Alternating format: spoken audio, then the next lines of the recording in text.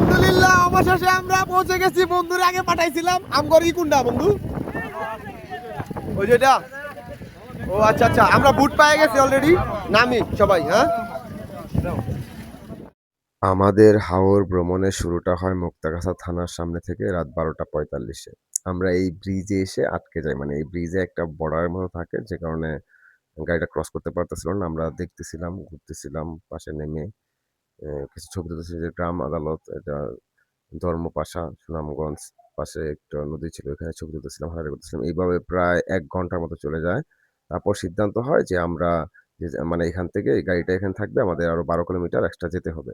তারপর ব্যাকপ্যাক করে আমরা বের হই। এই যে আমরা মধ্যনগর নৌকা ঘাটের উদ্দেশ্যে রওনা দিচ্ছি। গাড়ি আর বের হতে চাচ্ছে না, কিছু আর করার নাই, এভাবেই চলতে হবে। নিয়তি, এই যে আমার বন্ধু, ও চলো রেডি। এই যে শিমুল ডাঙ্গরে ফালাই রেখে চলে যেতেছে কমিটি।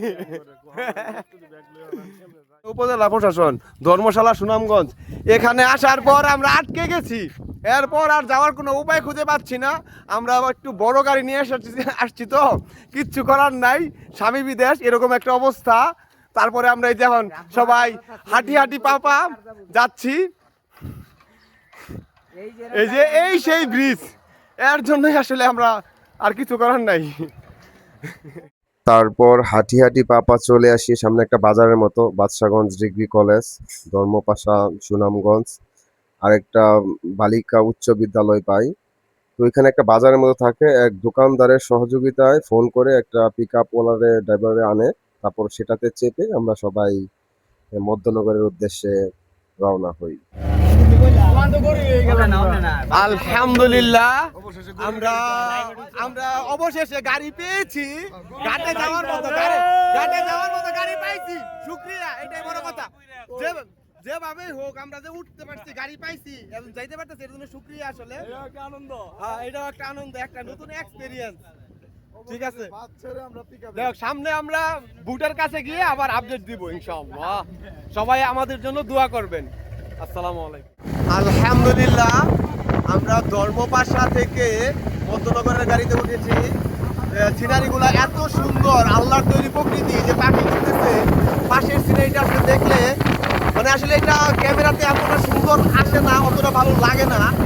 সত্যি আল্লাহর তৈরি প্রকৃতি খালি চোখে দেখতে যে কতটা সুন্দর সেটা বলে বোঝানোর মতো না। তো সেই প্রকৃতিটা দেখতে দেখতে একদম ভোরবেলায়, তো তখন প্রায় 7টার কাছাকাছি বাজে, এমন একটা সময় আমরা এই মধ্যনগর যে রাস্তাটা যাচ্ছিলাম আর সিনারিগুলো দেখছিলাম। মেঘ করে আসতেছিল, বৃষ্টি বৃষ্টি ভাব। তো আমরা ভাবতেছিলাম যে বৃষ্টি হবে হয়তো বা, এরকম একটা আশা করতেছিলাম। তো আমরা মোটামুটি বুটের কাছাকাছি চলে আসি। আগে ওই জীবন আর একটা ছোট ভাইকে পাঠিয়ে দিয়েছিলাম।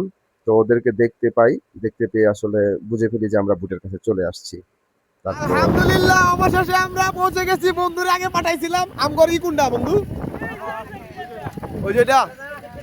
ও আচ্ছা আচ্ছা, আমরা বুট পেয়ে গেছি অলরেডি। নামি সবাই। হ্যাঁ,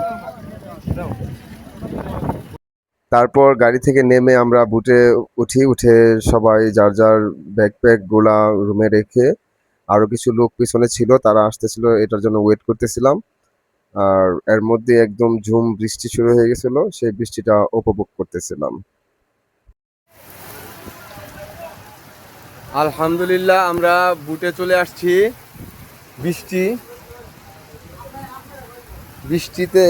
বুটে আসার পরে বৃষ্টি আসলে গাড়িতে আস্তে আস্তে বলতেছিলাম যে বুটে গেলেই হয়তো বৃষ্টি পাবো, একদম আরো বৃষ্টি আরো জোরে চলে শুরু হয়েছে।